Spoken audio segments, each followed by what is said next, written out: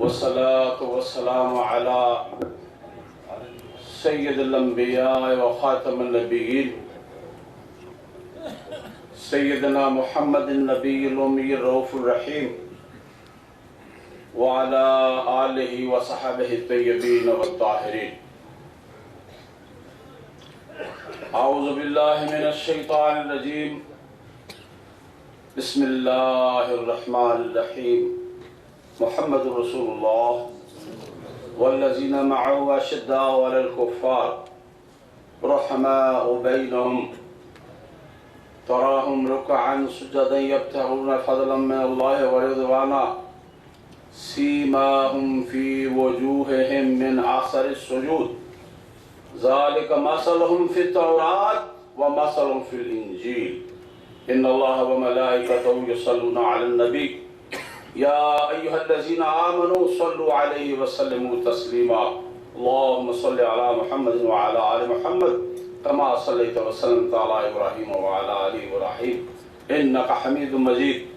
سبحان ربک رب العزت عما یصفون وسلام علی المرسلین والحمد للہ رب العالمین. جناب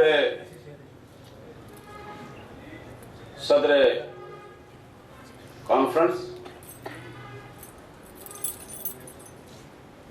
آج کا یہ عظیم الشان اجتماع خراج تحسین پیش کرنا ہے شہدائے ختم نبوت کو اور شہدائے ختم نبوت کے مشن کو جاری رکھنے کے عزم کا اعادہ کرنا ہے. سامعین، یہ مسئلہ کوئی آج نہ اختلافی ہے، نہ باعث نزاع ہے، نہ اس پر توجہ دینے کی ضرورت ہے. نہ ہم مناظرے میں پڑھتے ہیں، نہ مناقشے میں پڑھتے ہیں، نہ ہم کوئی دلائل و براہین لاتے ہیں کہ ختم نبوت کے مسئلے کو ثابت کریں. یہ مسئلہ اسی طرح سے ثابت ہے جس طرح مسئلہ توحید ثابت ہے، اور کسی مسئلے کو متنازع بنانا، دلائل قائم کرنا اور بحثیں چھیڑنا، یہ بھی ختم نبوت کے اساسی مسئلے کی اہمیت کو کم کرنا ہے. امام اعظم ابو حنیفہ رحمۃ اللہ تعالی علیہ، کسی نے آپ سے ختم نبوت کے بارے میں بات کرنا چاہیے، آپ نے سننا پسند نہیں فرمایا. پھر اس نے توجہ دلائی، آپ نے اعراض فرمایا، اور اس کے بعد فرمایا کہ ختم نبوت محمد رسول اللہ صلی اللہ علیہ وسلم کے بعد کسی نبی کے آنے یا جانے کے مسئلے پر بحث کرنا بھی ختم نبوت کے عقیدے کی کمزوری ہے. یہ بات طے شدہ. وذالک مثلہم فی التوراۃ ومثلہم فی الانجیل. ارے ختم نبوت کی بات تو کیا، محمد رسول اللہ صلی اللہ علیہ وسلم اور آپ کے ساتھیوں کے تذکرے بھی تورات و انجیل میں بیان ہوئے، اور تورات و انجیل میں سید الانبیاء اور امام الانبیاء کے ساتھیوں کے تذکرے کا مطلب یہ ہے کہ ہر نبی اپنے سے پہلے کا مصدق اور اپنے سے بعد کا مبشر ہوتا تھا، لیکن پیغمبر آخر الزمان جناب محمد مصطفیٰ نے اپنے سے پہلوں کی تصدیق کی اور اپنے کے بعد کی کسی کی خبر نہیں دی، بلکہ یہ خبر دی انا خاتم النبی لا نبی بعد. سامعین، میرا تعلق سرزمین جموں کشمیر سے ہے، اور میری جماعت آج جموں کشمیر مسلم کانفرنس، میں اس وقت اس جماعت کی بھی نمائندگی کر رہا ہوں. اور میری جماعت کے لیڈر ہوا کرتے تھے رئیس الاحرار قائد ملت چودھری غلام عباس خان اور باقاعدہ حیات مجاہد اول سردار محمد عبد القیوم خان. اور میری جماعت نے آج جموں کشمیر مسلم کانفرنس نے اپنے دور حکومت میں آزاد جموں کشمیر کی قانون ساز اسمبلی نے قادیانیوں کو غیر مسلم اقلیت پہلے قرار دیا اور پاکستان میں یہ مسئلہ پھر بعد میں طے ہوا. اس سے پہلے مسلم کانفرنس 1930 کے بعد مسئلہ توہین قرآن کا جو وقوع ہوا تھا مرد وجود میں آتی ہے اور مسلم کانفرنس نے ایک قرارداد کے ذریعے یہ پاس کیا کہ کوئی قادیانی مسلم کانفرنس کا رکن نہیں بن سکتا اور نکالے گئے بڑے اہم لوگ جموں سے اور کشمیر سے تعلق رکھنے والے. آپ کو یاد ہوگا کہ کشمیر پہ مہاراجہ کے بڑے مظالم تھے. ان مظالم کے مظلوم مسلمانوں کی آنت کے لیے احرار کا ایک تاریخی کارنامہ ہے اور وہ احرار کی تاریخ کا حصہ ہے. اس سے پہلے یہ ہوا کہ قادیانیوں نے کشمیر میں مظلوم مسلمانوں کی مدد کے لیے وکلا بھیجے. ایک کشمیر کمیٹی بنی اور کشمیر کمیٹی میں علامہ اقبال بھی شامل تھے. مرزا بشیر الدین محمود اس کمیٹی کا چیئرمین بنا تو علامہ نے اس کمیٹی سے علیحدگی اختیار کی اور وہ علیحدگی اختیار کرنے کی بنیادی وجہ حضرت امیر شریعت سید اللہ صاحب بخاری تھے. آپ نے علامہ سے مل کر قادیانیوں کی سازشوں کا ذکر کیا اور علامہ نے اس کمیٹی سے علیحدگی اختیار کر لی. قادیانی شروع سے یہ بات سمجھتے تھے کہ کوئی علاقہ ایسا جس میں غربت ہو وہاں کام کیا جائے اور ایک قادیانی اسٹیٹ کی بنیاد پڑی جائے. انہوں نے اس بارے میں کشمیر میں کام کیا اور بلوچستان میں کام کیا اور کشمیر میں انہوں نے کہا کہ یہاں محلہ خانیار میں حضرت مسیح کی وفات کی کہانی گھڑی ایک نسبت دلائی. اس پر سے حضرت امیر شریعت نے اور علامہ اقبال نے قوم کو آگاہ کیا اور کشمیریوں کی سازشوں سے آگاہ کر کے قوم کو خبردار کیا. سامعین، مسلم کانفرنس شروع ہی سے قادیانیوں کے مقاصد، ان کے مکر و فریب اور ان کے اسلام دشمنیوں کی سازشوں سے پوری طور پر آگاہ تھی اور آج بھی آگاہ ہے. مسلم کانفرنس تحریک پاکستان میں مسلم لیگ کی ایسی ساتھی تھی کہ قائد اعظم محمد علی جناح بانی پاکستان نے کہہ دیا تھا کہ کشمیر میں جو کام مسلم کانفرنس کر رہی ہے یہ مسلم لیگ کا ہی کام ہے اور کشمیر میں مسلم لیگ نہیں بنے گی. قائد اعظم کی زندگی میں نہیں بنی اس لیے کہ قائد اعظم کا خیال یہ تھا کہ مسلم کانفرنس چودھری غلام عباس خان کی قیادت میں درست طور پر نظریہ پاکستان کا کام کر رہی ہے اور اسی مسلم کانفرنس نے قادیانیوں کو مسلم کانفرنس کی رکنیت سے الگ قرار دیا. یہ مسلم کانفرنس ہے اور کوئی غیر مسلم قادیانی اس کا رکن نہیں بن سکتا. یہ اس زمانے کی بات ہے جب لوگ عام طور پر یہ سمجھتے تھے کہ جس طرح دیوبندی ہے، بریلوی ہے، قادیانی، شیعہ، اس طرح مسلم کانفرنس نے یہ اس عشرے میں 1931 سے 40 سے پہلے اپنی جماعت سے اس جماعت کو غیر مسلم سمجھ کر مسلم کانفرنس میں شرکت سے ممنوع باز کر دیا تھا اور کچھ لوگوں کو نکال کے بھی باہر کیا تھا. پھر مسلم کانفرنس نے اسمبلی میں یہ قرار دیا آزاد کشمیر بہت چھوٹا خطہ صحیح. آزاد کشمیر کی اسمبلی پہل کرنے والی ہے قادیانیوں کو غیر مسلم اقلیت قرار دینے کی. مجاہد اول نے مجھے بلایا، بنجوسا ریسٹ ہاؤس میں تھے. یہ اس زمانے کی باتیں ہیں جب فرید پارسا بھی جمع ہوا کرتے تھے اور مجاہد اول صدر تھے آزاد کشمیر کے. تو مجھے نے کہا کہ اس بات کو نہ مسجد میں، نہ ممبر میں، نہ مناظرے میں، نہ مباحثے میں لانا ہے۔ ایک کام کرو، ہم یہ سوچ رہے ہیں اور جب تک اس سوچ پہ عمل نہ آ جائے تو میں نے ذکر نہیں کرنا۔ یہ پنجوسا ریسٹ ہاؤس کی بات ہے۔ تم ایک تحقیق کر کے ریکارڈ مہیا کرو۔ آزاد کشمیر اسمبلی میں ایک قرارداد ہم نے پیش کرنی ہے کہ قادیانیوں کو آزاد جموں و کشمیر اسٹیٹ میں غیر مسلم اقلیت قرار دیا جاتا ہے، اور آزاد کشمیر میں قادیانیوں کا بڑا نیٹ ورک موجود ہے، کوٹلی میں موجود ہے۔ اور آپ کو یاد ہو تحریک آزادی کشمیر میں سب سے بڑا جو خنجر گھونپا ہے تحریک آزادی کشمیر پر، وہ قادیانیوں نے گھونپا۔ ریڈ کارپٹ وارڈ میں اگر یہ امرتسر فیروز کے علاقے پاکستان میں شامل تھے، بعد میں انگریز اور قادیانی اور ہندو کی ساتھ سے نکالے گئے، مسئلہ کشمیر پیدا ہی نہ ہوتا۔ چنانچہ میں نے جب قادیانی لٹریچر کا مطالعہ کیا، مرزا غلام احمد قادیانی کی تصنیفات پڑھی، تو ایک مختصر سی کتاب قادیانی امت کے نام سے لکھنے میں کامیاب ہو گیا۔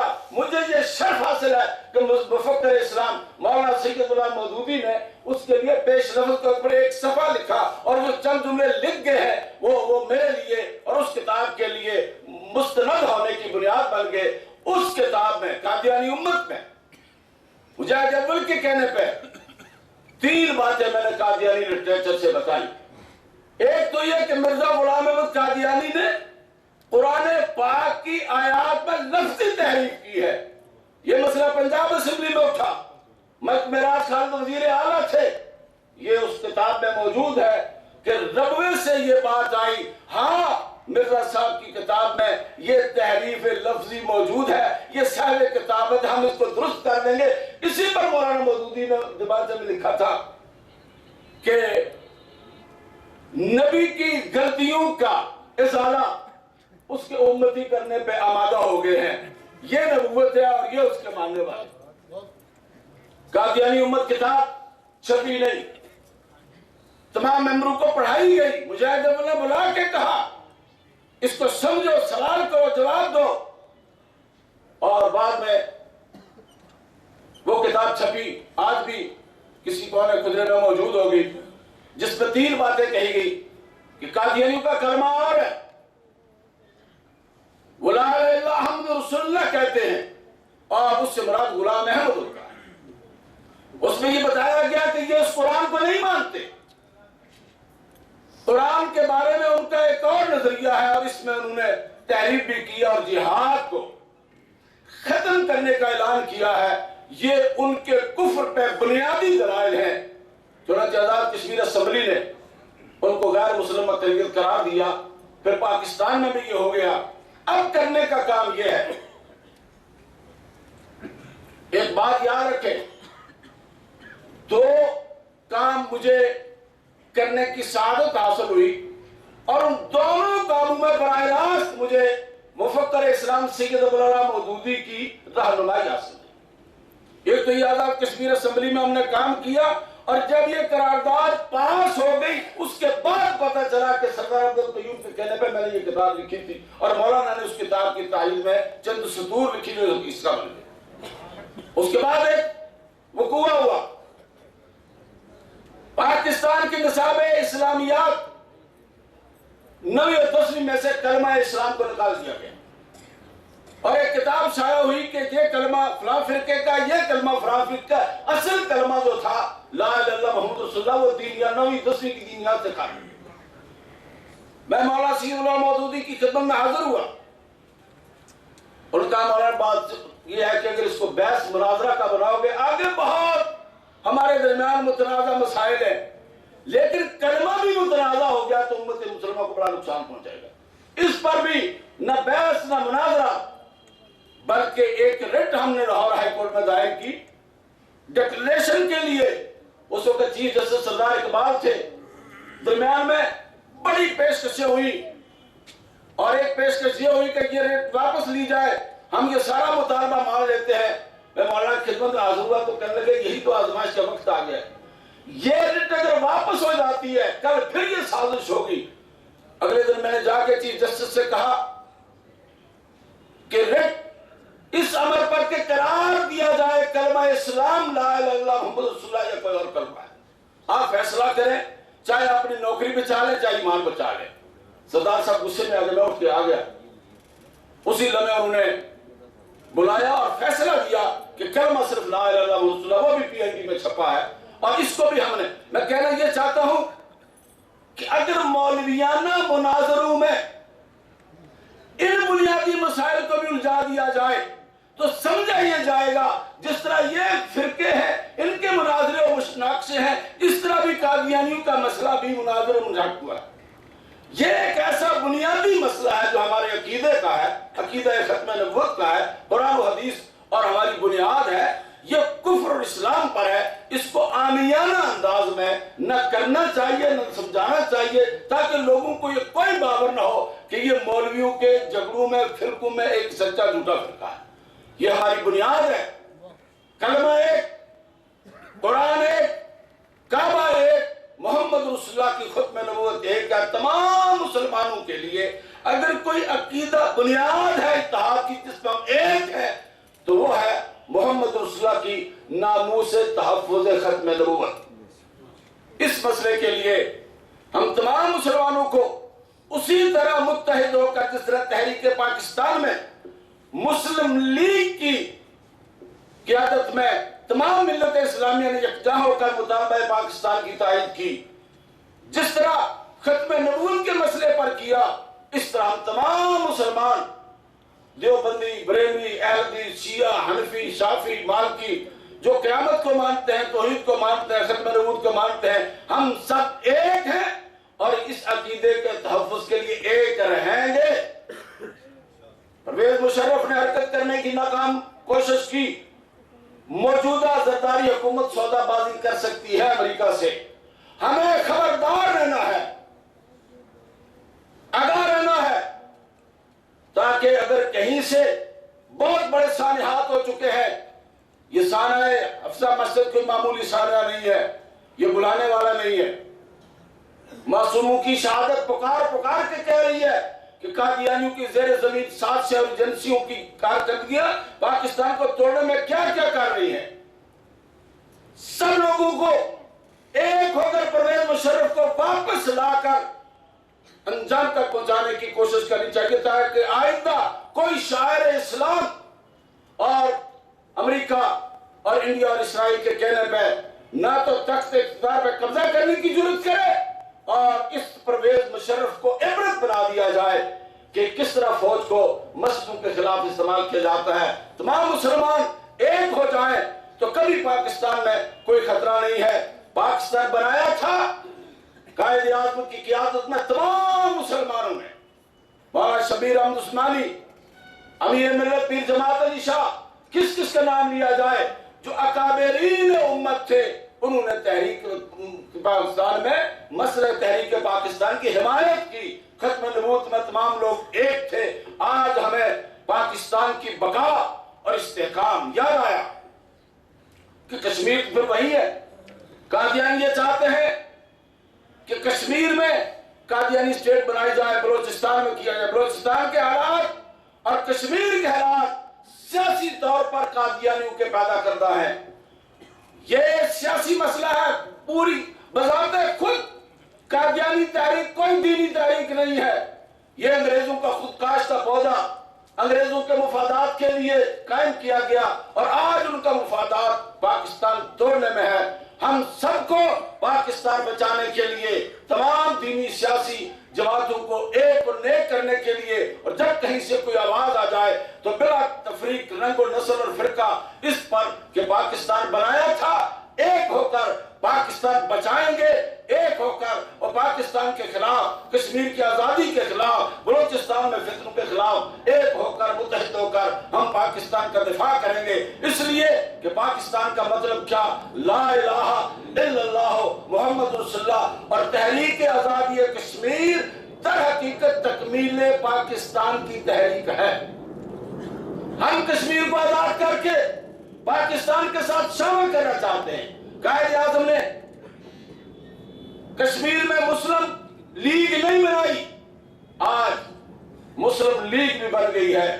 مولانا سید العلماء مودودی نے اپنی زندگی میں کشمیر میں جماعت اسلامی نہیں بنائی، اس لیے قائد اعظم یہ سمجھتے تھے، مولانا مودودی یہ سمجھتے تھے کہ کشمیر کا کام کرنے کے لیے مسلم کانفرنس ایک نظریاتی جماعت ہے اور وہ پاکستان کے لیے کام کرنا ہے، اس کو مضبوط کرنا ہے، اس لیے کہ اس جماعت کے خلاف انڈیا اور قادیانی نہیں چاہتے۔ انڈیا کو تکلیف یہ ہے کہ یہ پاکستان کی حامی جماعت ہے، اور قائد اعظم نے دو آدمیوں کو اپنا جانشین نامزد کیا تھا، ایک سردار عبدالرحمن منسٹر کو اور ایک چودھری غلام عباس خان کو، اتنے بہت ساتھی تھے۔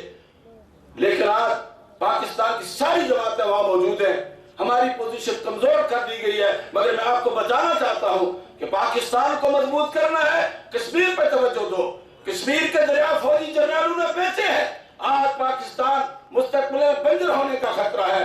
ہم کشمیری پاکستان کے ساتھ ملنا چاہتے ہیں، پاکستان مضبوط ہوگا تو ہم ملیں گے نا۔ شیخ عبداللہ سے پوچھا گیا تم نے اتنی لمبی جیل کاٹی، یہ کیا کھچ ماری ہے؟ اس نے کہا ہم مرے تھے جن کے لیے وہ رہے وضو کرتے، یہ انہوں نے خود ہی ہتھیار ڈال کے بنگلہ دیش کو مان لیا، ہم کس کے لیے لگے؟ آج پھر وہی وقت آ گیا ہے، بلوچستان کا فتنہ، مسئلہ کشمیر یہ پاکستان کے خلاف سازش ہے، اور پاکستان کا مطلب کیا؟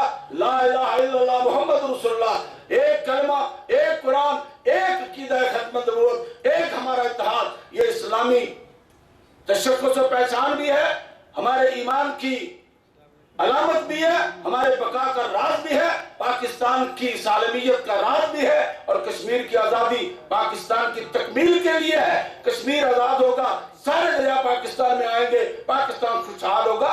خوشحال پاکستان کے لیے کشمیری جانیں دے رہے ہیں۔ اگر خدا نہ کرے پہلے پاکستان ٹوٹ چکا ہے، اب خدا نہ کرے خاکم بدہن بلوچستان میں کچھ ہو جاتا ہے تو کشمیری کس بات کے لیے لڑ مر رہے ہیں؟ کشمیری ایک نظریے کے لیے لڑ رہے ہیں۔ پاکستان ایک نظریے کا نام ہے، ایک کلمہ، ایک کعبہ، ایک قرآن، ایک اسلام، محمد رسول اللہ کی ختم نبوت، یہ ہمارے اتحاد کی ضمانت ہے۔ ہم اس پر متحد ہیں، ایک ہیں، اور مطالبہ کرتے ہیں کہ پرویز مشرف کو لایا جائے، اس پہ اور بھی مقدمات ٹرائل کیے جائیں، اور جو اس نے مسجد کے تقدس کو پامال کیا اس اسلامی مقدمے میں ہم فریق ہیں، اس کو ٹرائل کیا جائے تاکہ آئندہ طالع آزماؤں کو جرت نہ ہو اس طرف آنے کی، اور ایک جمہوری اسلامی فلائی مملکت پاکستان جس میں اسلامی قانون کا نفاذ ہوگا، وہی پاکستانی بقا کا ضامن ہے۔ وآخر دعوانا الحمدللہ رب العالمین۔ والصلاة والسلام على سید المرسلین وخاتم النبیین وعلى آلہ واصحابہ اجمعین۔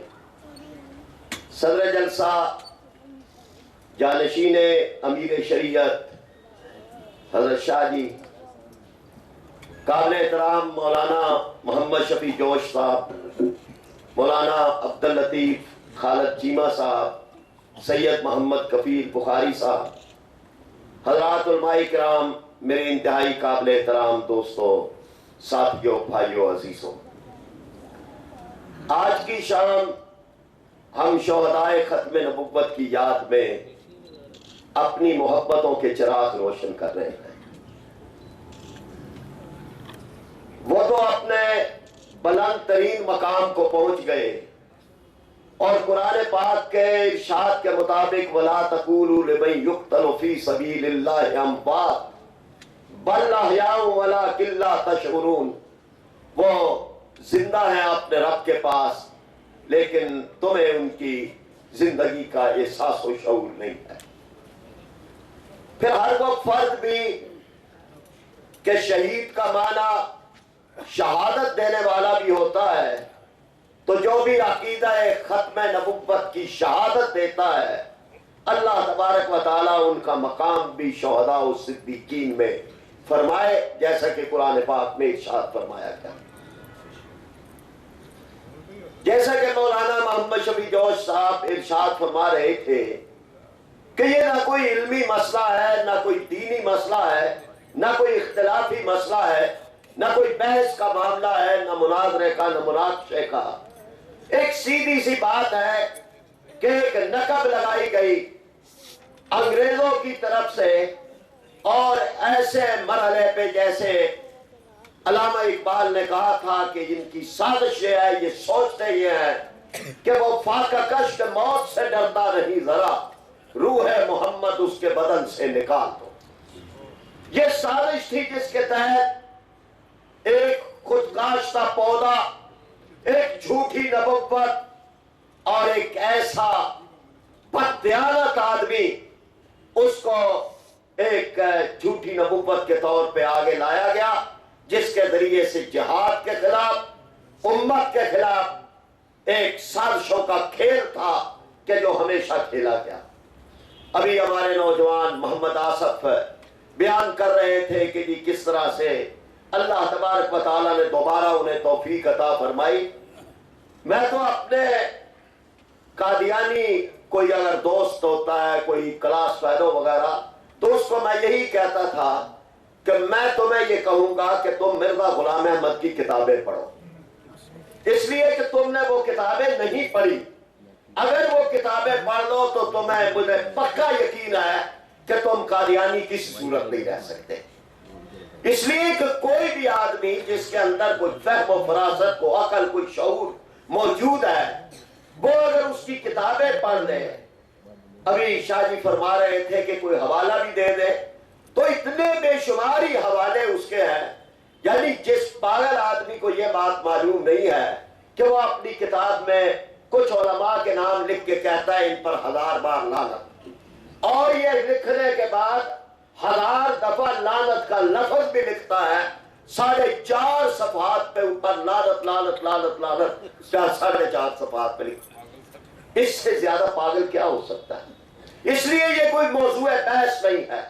اصل یہ ہے کہ ہمارے دشمن ہمارے خلاف کیا سازش کر رہے ہیں، انگریزوں نے کیا کی تھی، آج کیا ہو رہی ہے، امریکہ کیا کر رہا ہے، سیکولر طبقات کیا کر رہے ہیں، اور اس میں کس طرح سے قادیانیوں کو استعمال کر رہے ہیں۔ وہ قادیانی افسر بھی جو ہماری فوج میں بیٹھے ہیں، وہ قادیانی جو ہماری اسٹیبلشمنٹ میں، ہماری بیوروکریسی میں بیٹھے ہیں، وہ جو ہماری پالیسی سازی کے اداروں میں بیٹھے ہیں، وہ کہ جو ہمارے ان حکمرانوں کے ارد گرد پھرتے ہیں اور جنہیں کوئی پرواہ نہیں ہے امت کی، اور وہ انہیں صرف غرض ہے ڈالروں کی بھیک سے، اور اس کے لیے وہ قوم کو، امت کو اور اس کے مفادات کو اور پاکستان کی سالمیت کا سودا کر رہے ہیں۔ چاہے یہاں ڈرون حملے ہو، امریکہ کی کالونی بنا دیا جائے پاکستان کو، اور وہ سلالہ کیمپ پہ حملہ کرے، وہ ایبٹ آباد پہ حملہ کرے، وہ پاکستان کی نظریاتی اساس پہ حملہ کرے، ہمارے حکمرانوں کو غرض صرف اس سے ہے کہ وہ کسی طرح سے انہیں ڈالر ملتے رہے اور ان کا اقتدار قائم رہے۔ میں زیادہ بات کو سیاست کی طرف نہیں لے جاؤں گا، لیکن ہمارے وزیر اعظم صاحب فرماتے ہیں کہ میں وزیر اعظم ہوں، چپڑاسی نہیں ہوں۔ یعنی ایک تو چپڑاسی بڑا ہی قابل قدر ہے، تجھ سے تو 1000 درجے بہتر ہے، اور اس کے لیے بھی ہماری ہاں نائب کاسد کا لفظ ہے، چپڑاسی کا لفظ، یہ جاگیردارانہ ذہنیت کا ہے۔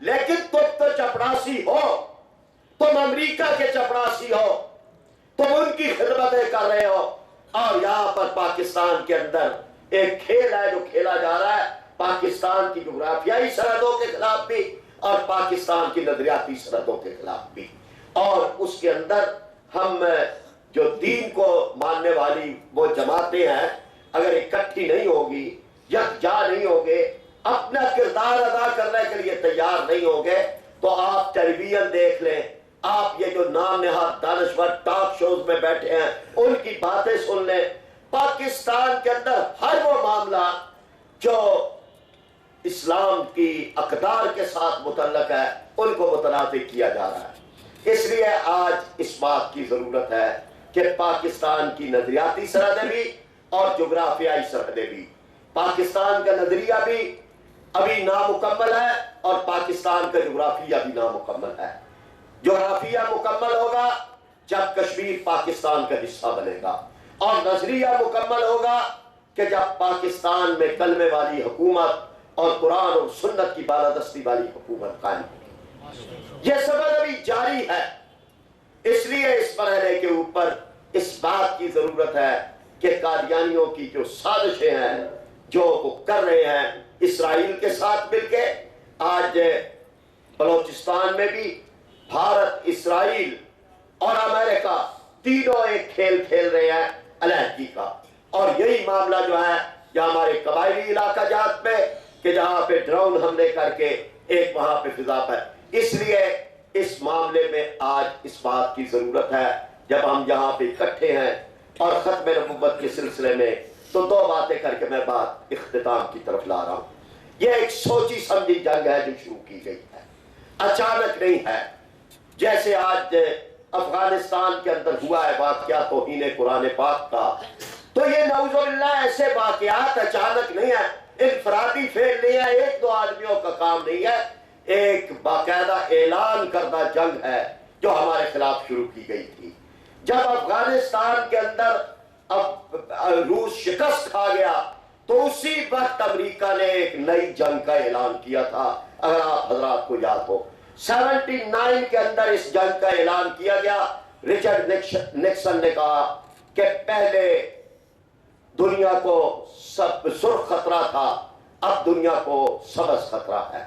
نیٹو کے سیکرٹری جنرل نے کہا کہ جہادی اسلام اور پولیٹیکل اسلام آج دنیا کے لیے خطرہ بن گیا ہے، اور پھر اس کے بعد کتابیں لکھی گئیں، دی کلیش آف سیولائزیشن، تہذیبوں کا تصادم، سیمول ہنٹنگٹن کی، فوکویاما کی کتاب دی اینڈ آف ہسٹری، اور ان سب کے اندر یہ تھا کہ اب ہمارا تصادم جو ہے وہ اسلام کے ساتھ ہوگا۔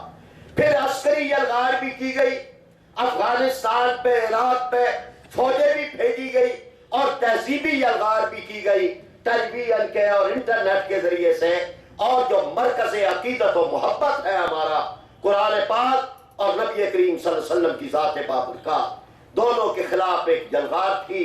نعوذ باللہ توہین آمیز خاکے شائع کیے گئے، ان کو پھیلایا گیا، گواتا ناموں میں قرآن پاک کو گٹر میں پھینکا گیا، اور ایک پادری ٹیری جونز نے قرآن پاک کو نظر آتش کیا، اور اب یہ گواتا ناموں، یہ ساری چیزوں کے ایک ایجنٹ یہاں پر قادیانی موجود ہے۔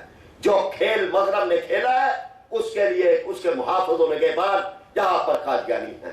اس لیے آج ہمیں اپنے اس کردار کو ادا کرنا ہے، اور اس کردار کے ادا کرنے کے لیے دو چیزیں، ایک محبت اور ایک یقین۔ محبت کس سے؟ اللہ سے محبت۔ قرآن پاک پہ ارشاد فرمائے گا والذین آمنوا اشد حبا للہ، اور اللہ کے رسول صلی اللہ علیہ وسلم سے محبت۔ النبی اولیٰ بالمؤمنین من انفسہم، مومنوں کو نبی کی ذات اپنی جانوں سے بھی زیادہ عزیز ہوتی ہے۔ اور قرآن پاک نے کہا قل ان کنتم تحبون اللہ فاتبعونی یحببکم اللہ، اگر تم اللہ کی محبت کے متلاشی ہو تو میری اتباع کرو، خود اللہ خود تم سے محبت کر لے۔ اور یقین ساتھ، یقین اس بات کا کہ اللہ کے وعدے سچے ہیں، یقین اس بات کا کہ والذین جاہدوا فینا لنہدینہم سبلنا، جو ہمارے راستے میں جہاد کرتے ہیں ہم ان کے راستے کھول دیتے ہیں۔ یقین اس بات کا سنلقی فی قلوب الذین کفروا الرعب، کافروں کے دلوں کے اندر میں تمہارا رعب ڈال دوں گا۔ یقین اس بات کا کہ وعد اللہ الذین آمنوا منکم وعملوا الصالحات لَيَسْتَخْلِفَنَّهُمْ فِي الْأَرْضِ، اللہ کا یہ وعدہ ہے ایمان والوں سے کہ ان کو زمین کی خلافت ضرور عطا کرے گا۔ وہ وقت اب آ گیا ہے اللہ کے فضل و کرم کے ساتھ، اور یہ بات کتنا ہی کفر دل ملا لے، سازشیں کر لے، اکٹھا ہو جائے، نیٹو کی فوجیں اکٹھی کر لے، لیکن اب یہ بات ہواؤں اور فضاؤں میں لکھی ہے کہ انشاءاللہ تعالی 21ویں صدی غلبہ اسلام کی صدی۔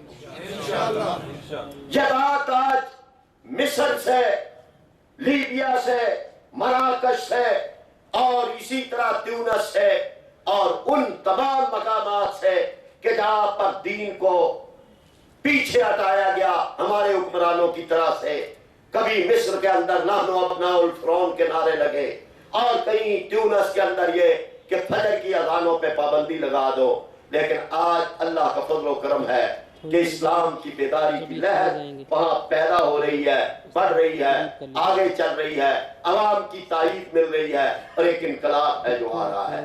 اور میں علامہ اقبال کی انہی اشعار کے ساتھ بات کو ختم کر رہا ہوں کہ دنیا کو ہے پھر مار گئے روح و بدن پیش، اور تہذیب نے پھر اپنے درندوں کو ابھارا، اور اللہ کو پامردی مومن پہ بھروسہ، ابلیس کو یورپ کی مشینوں کا سہارا، اور دین ہاتھ سے دے کر اگر آزاد ہو ملت، ہے ایسی تجارت میں مسلمان کا خسارہ، اور غیرت ہے بڑی چیز جہان تگ و دو میں، پہناتی ہے درویش کو تاج سر دارا۔ وآخر دعوانا ان الحمدللہ۔ آج میں عالمی سطح پر اسلام اور مسلمانوں کی موجودہ صورتحال اور اسلام اور مسلمانوں کے خلاف یورپ کی سازشیں، اسلام کی فتح، مسلمانوں کا عروج اور جد و جہد کے حوالے سے بڑی تفصیلی گفتگو فرما رہے تھے۔ اللہ تعالیٰ انہیں جزائے خیر عطا فرمائے۔ ہمارے مہمان سید عزیز الرحمان تشریف لائے ہیں، آپ کو حمد و نعت سناتے ہیں، اور ان کے بعد قائد احرار حضرت پیر جی سید عطا المحمد بخاری مدد اللہ کا بیان ہوگا۔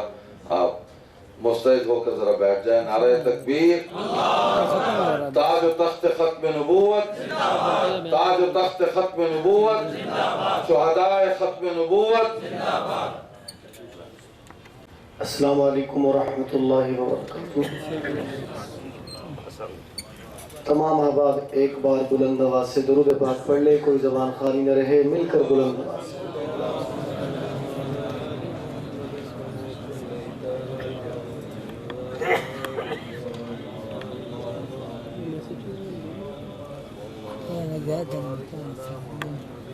چونکہ وقت کافی ہو چکا ہے، اور انشاءاللہ میرے بعد حضرت پیر جی آپ سے مخاطب ہوں گے، 2 شعر ایک حمد کے اور 2 شعر ایک نعت کے پیش کروں گا، اور اگر آپ سکوت توڑ دیں، تھوڑا سا مل کے سبحان اللہ کہہ دیں تو دل کا ذوق دوبارہ ہو جائے۔ اگر بات بری لگی ہے تو میں معذرت چاہتا ہوں، اگر بات اچھی لگی ہے تو کہہ دیں سبحان اللہ۔ دہلی کے مشہور عالم دین مولانا انیس احمد آزاد کے اشعار آپ کے سامنے پیش کر رہا ہوں۔ اللہ رب العزت کی بارگاہ میں یوں حمدیہ اشعار لکھتے ہیں، توجہ کیجئے گا۔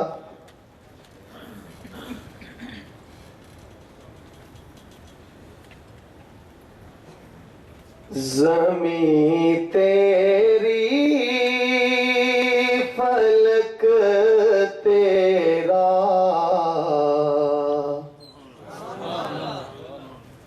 حجر تیرے شجر تیرے، زمین تیری فلک تیرا، حجر تیرے شجر تیرے،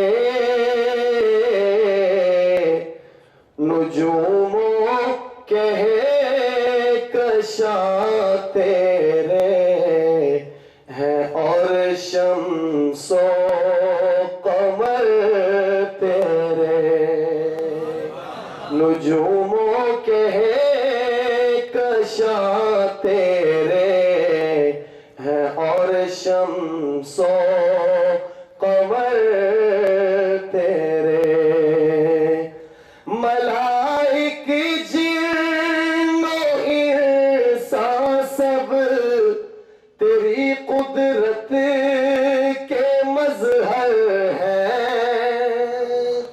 ملائک جن و انساں سب تیری قدرت کے مظہر ہیں،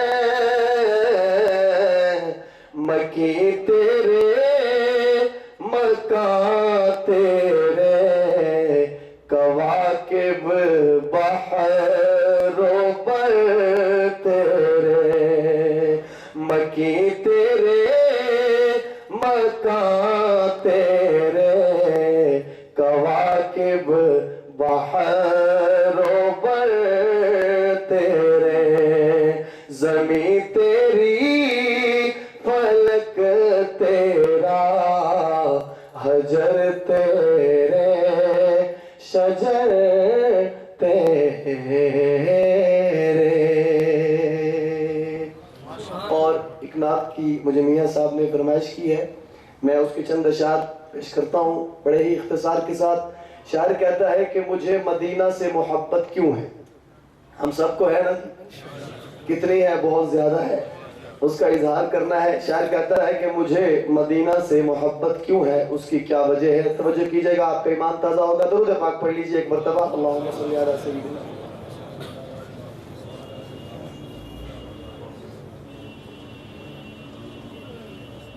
میری الفت مدینے سے یوں ہی نہیں، میرے آقا کا روضہ مدینے میں ہے۔ میری الفت مدینے سے یوں ہی نہیں، میرے آقا کا روضہ مدینے میں ہے۔ میں مدینے کی جانب نہ کیسے کھینچوں، میں مدینے کی جانب نہ کیسے کھینچوں، میرا دین اور دنیا مدینے میں ہے۔ اور پھول آپ سب نے دیکھے ہیں، لیکن شاعر کا تخیل دیکھیے اور محبتوں سے نوازیے۔ شاعر لکھتا ہے کہ پھول کھلتے ہیں پڑھ پڑھ کے صلی اللہ،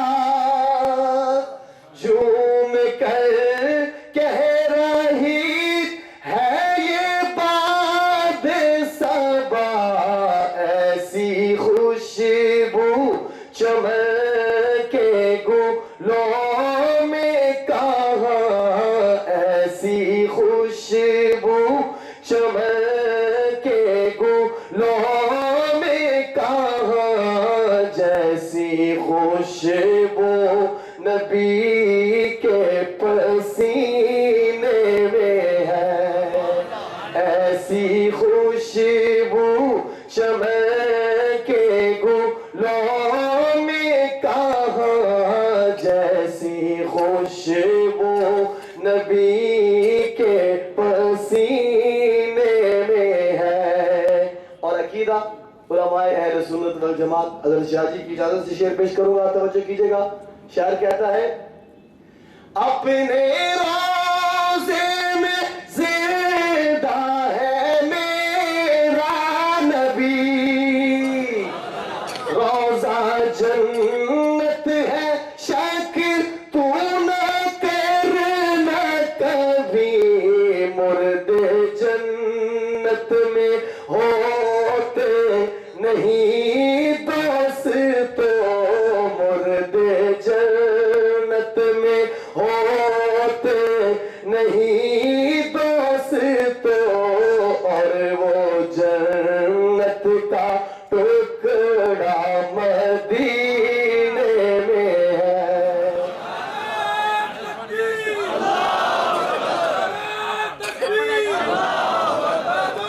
ختم نبوت ختم نبوت إلى حياة النبي إلى حياة النبي۔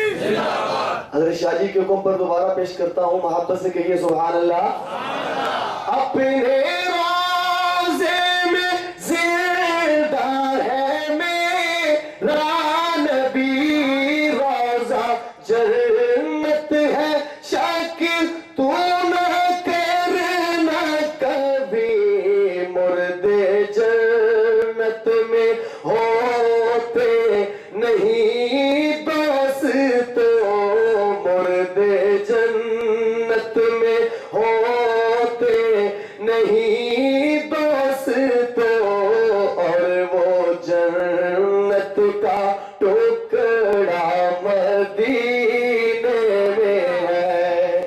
میری الفت مدینے سے یوں ہی نہیں، میرے آقا کا روضہ مدینے شعر پیش کر رہا ہوں. امی عائشہ کے حلالی روحانی بیٹوں کہہ دو سبحان اللہ. شاعر ایک سوال اللہ سے کرتا ہے اور ایک آقا سے. توجہ کیجئے گا, آپ کا ایمان تازہ ہوگا. شاعر لکھتا ہے, ایک ہے جنت تیری, ایک ہے حجرا تیرا, میرے مولا بتا اب میں جاؤں کہاں, بھیج دی رب نے جنت اسی حجرے میں, بھیج دی رب نے جنت اسی حجرے میں. امی عائشہ کا حجرہ مدینے میں ہے. تکبیر, تاجدار ختم نبوت, شان صحابہ, شان امی عائشہ, سید عطا اللہ شاہ بخاری. بھیج دی رب نے جنت اسی حجرے میں, امی عائشہ کا حجرہ مدینے میں ہے. میری الفت مدینے سے یوں ہی نہیں, میرے آقا کا روضہ مدینے میں ہے.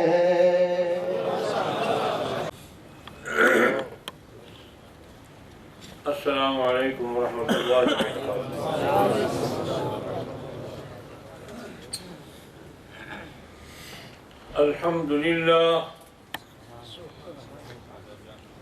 الحمد لله حمدا كثيرا كما أمر, ونشهد أن لا إله إلا الله وحده لا شريك له, وحده لا شريك له في الخلق والأمر, ونشهد أن سيدنا وسندنا وحبيبنا وشفيعنا وهادينا ومولانا وملجأنا وقائدنا الأعظم, مولانا وملجأنا وقائدنا الأعظم, والنبي الأكرم والرسول الأفخم, محمدا عبده ورسوله, لا نبي بعده ولا رسول بعده ولا معصوم بعده ولا إمام بعده ولا أمة بعد أمته, وسيد الخلائق والبشر, صلى الله تبارك وتعالى عليه وعلى آله وأزواجه وبناته وأصحابه وأتباعه, وبارك وسلم تسليما كثيرا كثيرا.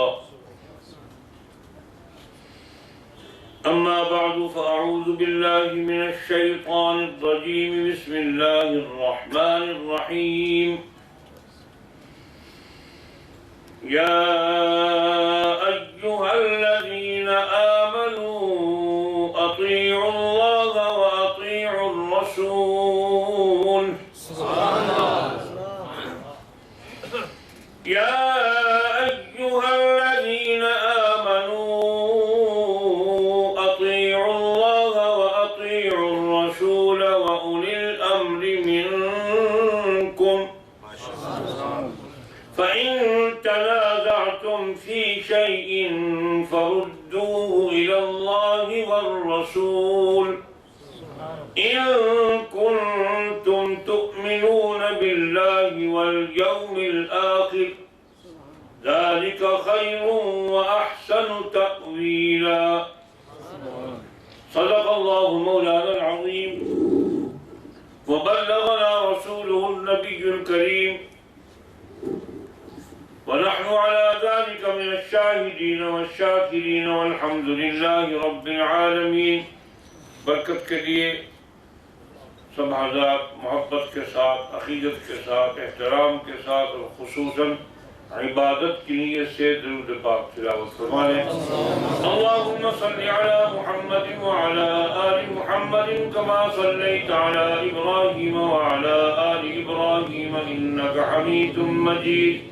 اللہم بارک علی محمد وعلی آل محمد كما باركت على إبراهيم وعلى آل إبراهيم إنك حميد مجيد۔ عزیزان مکرم، عبداللطیف خالد چیمہ صاحب، سید محمد شفیع شاہ صاحب، میاں محمد عبید صاحب، مولانا محمد مغیرہ صاحب اور بقیہ ان کے رفقاء معاونین اور انتہائی قابل احترام معزز و مکرم حاضرین کرام، سچی بات تو یہ ہے، کوئی اس میں ریاکاری نہیں، کہ اس ختم نبوت کانفرنس کے صدقے اللہ نے مجھے اتنی دیر بیٹھنے کی توفیق عطا فرما دی۔ کل میں اس وقت مردہ تھا، مردہ، نہ کسی سے بات کرنے کو جی چاہتا تھا، نہ بیٹھنے کو، نہ اٹھنے کو۔ نقاط ضرور ہے آج بھی، اپنے عزیزوں کی اس محنت میں میں شریک ہوں، میں نے محنت کوئی نہیں کی، محنت سب ان کی ہے، میں تو بیکار آدمی ہوں۔ صدقہ اور وسیلہ ہم قائل ہیں، حضور کی ختم نبوت کے طفیل اللہ نے اس وقت تک بیٹھنے کی توفیق عطا فرمائی ہے۔ ذالک فضل اللہ یؤتی من یشاء۔ جب سے مجھے بتایا گیا کہ یہ پورے دنیا میں آواز سنی جائے گی، میں محتاط ہو گیا ہوں، ورنہ جی چاہتا تھا آج میں خالص احراجی گفتگو کروں۔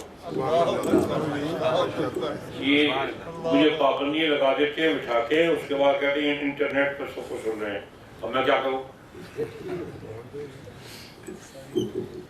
دیکھو نا، میدان میں جب عمران خان اترتا تھا اس وقت حلال کھاتا تھا، کچھ حرام سے ہی بچتا ہوگا، تو چھکے چوکے لگاتا تھا اور لوگوں کی وکٹیں اڑاتا تھا۔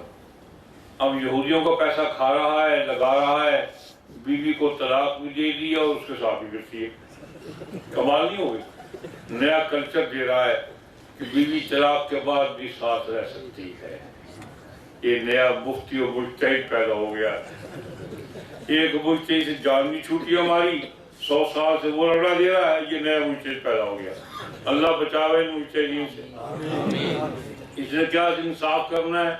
اپنی متعلقہ سے تو انصاف کر دی رہا، قوم سے انصاف کرے گا۔ لا حول ولا قوت الا باللہ۔ کہ متعلقہ کے ساتھ بے انتہائی نا انصافی ہے کہ چھوڑ دیا، جان چھوڑو اس کی، اب خصمانوں کا تو اوپر ہے مارا۔ میں جو لوگ دور بیٹھے سن رہے ہیں ان کے لیے بھی اور آپ کے لیے بھی 2-3 باتیں عرض کروں گا، اتنی ہی اللہ نے توفیق عطا فرمائی اور عرض کرتا ہوں۔ ہر چیز کی کوئی علامت ہوتی ہے نا، علامت سے پہچانا جاتا ہے۔ مرد بھی اپنی علامتوں سے پہچانا جاتا ہے، عورت بھی اپنی علامتوں سے پہچانی جاتی ہے۔ جیسے امریکہ اپنے ظلم و تشدد سے شروع دن سے پہچانا جاتا ہے کہ شکاگو پر اس نے حملہ کیا، ہیروشیما پر بم گرائے، سفاک ظالم شروع دن سے مشہور ہے۔ اس کی علامات میں سے یہ سفاک ہے، نام لیتا ہے انصاف کا، عدل کا، تحفظ کا، فراہم کا تحفظ کرنے، اور اسی پر ظلم کرتا ہے۔ یہ اس کی ظلم علامت ہے، اس کی امریکہ ظالم ہے۔ اسی طرح برطانیہ پہلے یہ بڑا بھائی تھا، امریکہ چھوٹا بھائی تھا، یہ امریکہ بڑا بھائی بن گیا، یہ چھوٹا بھائی۔ ماں باپ بھی بدل دیے ہوں گے، اس لیے ان کے چھوٹے بڑے ہونے میں فرق پڑ گیا۔ برطانیہ کی بھی یہ علامت ہے کہ وہ سفاک، ظالم، غاصب، جابر رہا ہے۔ ہر ملک پر اس نے قبضہ کرنے کی کوشش کی ہے کہ سورج جہاں سے طلوع ہوتا ہے، جہاں غروب ہوتا ہے، سب مملکتیں میرے ماتحت ہو جائیں۔ 200 سال، 250 سال اس نے ہندوستان کا قبضہ رکھا۔ جن علماء کرام نے ان کا مقابلہ کیا، ہم ان کو سلام کرتے ہیں۔ وہ بہت قابل ستائش ہیں. انہوں نے آزادی کی جنگ لڑ کے اس شفاق ظالم کو نکالا اور خود شہادت کا جام پی گئے. انگریزوں نے توپوں کے دہانے پر رکھ کر ان کو اڑا دیا. 10,000 علماء کرام ہمارے شہید ہوئے. ایک دو نہیں، ایسی آزادی مل گئی ہے.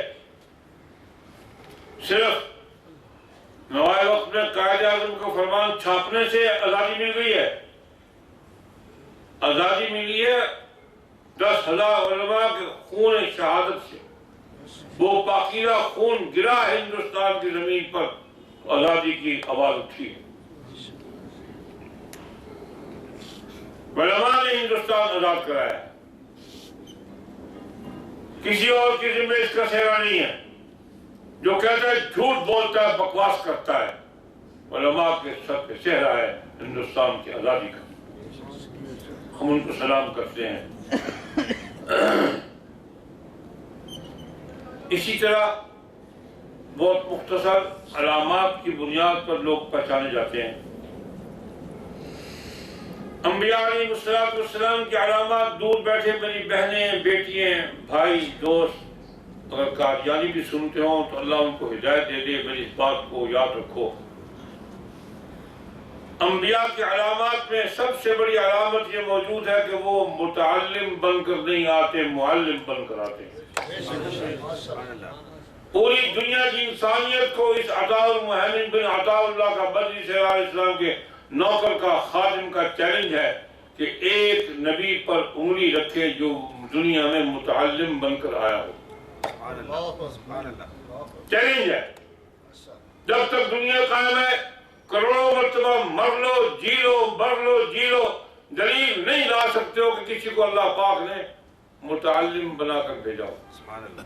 آپ بھی یاد رکھ لو، نئی نسل بھی یاد رکھ لے. یہ دلیل، اس کو میزائل بخاری کہو یا بلی کو چھوڑو میزائل. یہ میزائل امیر شریعت ہے. یہ قصر ضلالت پر گرتا ہے، اس کو ہلا دیتا ہے. کوئی مرتد ٹھہر نہیں سکتا سامنے اس میزائل کے. پھر یاد رکھو علامات کی بات ہے. انبیاء کی علامت ہے کہ اللہ پاک ان کو مبعوث فرماتے ہیں، معلم بنا کر بھیجتے ہیں، متعلم نہیں بناتے. مطلب یہ پڑھنے کے لیے نہیں آتے، پڑھانے کے لیے آتے. یہاں سوال ہو سکتا ہے پڑھتے کہاں سے ہیں؟ جو بھیجتا ہے وہ پڑھاتا ہے. جو بھیجتا ہے وہ پڑھاتا ہے. اعوذ باللہ من الشیطان الرجیم. بسم اللہ الرحمن الرحیم. سنقرئک فلا تنسى الا ما شاء اللہ. ہم پڑھاتے ہیں آپ کو اور بھولنے میں نہیں دیں گے. پڑھانے کا منصب اللہ کے پاس ہے. انبیاء کو کون پڑھاتا ہے؟ دہرا لو، پکا لو. اور یہ میزائل بیٹھ کے امریکہ میں تو چھوڑو، اور برطانیہ میں بیٹھے ہو تو ان کے دارالسلام جو نام رکھا ہو نا، دارالغلام، اس دارالغلام کے باہر کھڑے ہوئے چھوڑو. اس میزائل کو چھوڑو، انشاءاللہ زلزلہ آ جائے گا وہاں. چھوڑ کے دیکھو. ہم چھوڑتے ہی وہاں محمود پہ کھڑے ہو گئے. جناب نگر میں چھوڑتے ہیں اس میزائل کو تو وہ سال بھر سکتا تا ہی رہتا ہے کہ پچھلے سال پھر آ جاتا ہے، پھر چھوڑتے ہیں ہم. نمبر 2 دوسرا میزائل بخاری. یہ میزائل بخاری ہے، میرا نہیں ہے. فرماتے تھے انبیاء کی علامت یہ ہے کہ وہ مصنف نہیں ہوتے، رائٹر. کتابیں نہیں لکھتے. کسی نبی نے کتاب نہیں لکھی. انبیاء پر کتابیں نازل ہوتی ہیں. بخاری، میزائل بخاری داغ دو. قصر غلازت پر داغو، قصر جہالت پر داغو. انشاءاللہ ان کی ماں نے وہ بیٹا جنا نہیں جو اس کا جواب لا سکے. انشاءاللہ. اور تیسری بات مجھے تھوڑی سی یاد ہے، اس میں اپنی طرف سے اضافہ کر رہا ہوں. یہ ہے ہی ایسی، مجھے کچھ بھول نہیں، لیکن بات یہ وزنی ہے. کوئی نبی محکوم نہیں گزرا. کسی نبی نے کسی حاکم کی اطاعت نہیں کی. اللہ اس کو خود حاکم بنا کے بھیجتا ہے. وہ اللہ کا نظام لے کے آتا ہے, اللہ کا نظام نافذ کرنے آتا ہے, انسانوں کا نظام قبول نہیں کرتا. وہ انسانوں کے نظام کے خلاف بغاوت کا علم بلند کرتا ہے کہ جس کی زمین نظام بھی اسی کا. الا لہ الخلق والامر ان الحکم الا للہ. یہ تین میزائل نوٹ کر لیا آپ نے؟ ماشاءاللہ. یہ علامات ہے. میں یہ نہیں کہتا کہ وہ سچا ہے جھوٹا, استغفر اللہ, تو اس کو مرتد لعنتی جہنمی کہتا ہوں. میں پوچھتا ہوں باہر بیٹھی بہنوں سے, بھائیوں سے, آپ ان سے سوال کریں کیا یہ علامت مرزا غلام احمد میں پائی جاتی ہے؟ یہ تین علامتیں اس میں ہیں. وہ تو خود جھوٹ بولتا ہے. ایک جگہ کہتا ہے میں قسم کھا کے کہتا ہوں کہ میں نے کسی ایک لفظ بھی نہیں پڑھا. وہ اگلی صفحے میں کہتا ہے میرے 3 استاد تھے. 3 میرے استاد تھے. بدھ الذین یحفظون الغافلات, اردو کی دم فاختہ, انگریز کا چہرہ, وائن ٹانک پینے والا بدماش, بھانوں سے رات کی تنہائی میں مٹھیاں بھروانے والا سفاک. یہ علامات ذہن نشین رہ جاتا ہے. جیسے میں نے عرض کیا ہے مرد کی علامت ہے, ان علامات سے مرد پہچان جاتا ہے. عورت کی علامات ہیں اس سے وہ پہچان جاتی ہیں. کائنات میں انوکھا اس نے فلسفہ بیان کیا. کہتا ہے کہ اللہ تبارک و تعالیٰ نے میرا نام کیا ہے اس کی کتاب, نہیں ستارہ ایسا نہیں یار, ہمیشہ بھول جاتا ہوں اس نام کو اس کا. براہین احمدیہ, جزاک اللہ خیر, جزاک اللہ خیر. کہتا براہین احمدیہ میں اللہ نے میرا نام رکھا مریم. ماں باپ نے نام رکھا پیدائش کے بعد غلام احمد, اور یہ جب 20-30 سال کا ہو گیا تو اللہ پاک نے اس کا نام بدل دیا. کہتا ہے میرا نام مریم رکھا اللہ نے براہین احمدیہ میں, اور پھر تمام صفتیں مجھے وہ مریم والی عطا فرما لی. کیا مطلب کہ 30 سال تک مرد رہا اور 30 سال بعد پھر عورت ہو گیا. کائنات میں ایسا واقع ہوا ہے. قادیانی تم بھی سوچو بیٹھ کر کہ ایک آدمی اس قسم کی بکواس کرتا ہے, وہ پاگل ہے, دیوانہ ہے, مالی خوری کا مریض ہے, اس کو پتہ نہیں 20 سال کی قبض ہے. اس قبض کی بنیاد پر دماغ میں فطور اٹھتا ہے اور وہ آل فول بکتا ہے جس کا انسانی سے تعلق ہے, نہ حیوانی سے تعلق ہے, کچھ تیسری مخلوق سے تعلق ہے.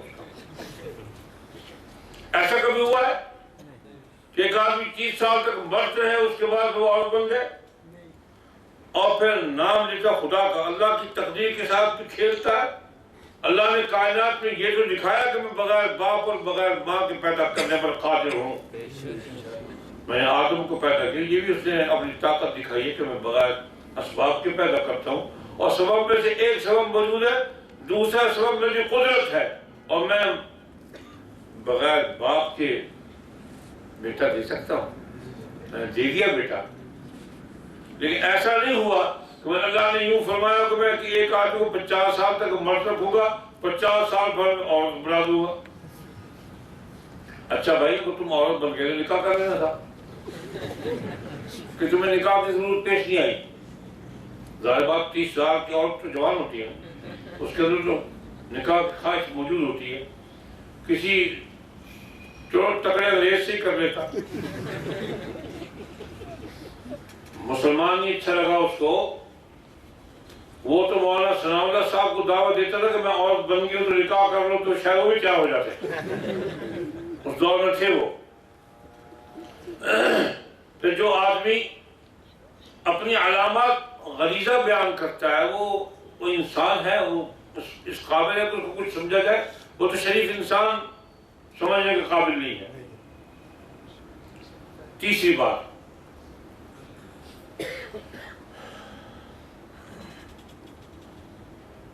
ایک آدمی قانون بناتا ہے, اس کی تشریح وہ خود کرتا ہے. افلاطون نے جو قوانین بنائے اس کی الگ تشریحات وہ جانتے ہیں, لازمی کال نے جو نصاب بنایا اس کی تشریحات وہی کرتا ہے. اور اسی طرح چائنا کا جو گزرا ہے وہ ماؤ سے تنگ تھا کہ تنگ تھا کچھ تو تھا ہی نہ تنگ تھا وہ بہت تنگ تھا اپنے آپ سے بھی اور مخلوق سے بھی. موزے تنگ کی کوٹیشن جو ہے اس کو پڑھنے والے موزے تنگ کے افکار کو اس سے سمجھیں گے. یہ اصول ہے.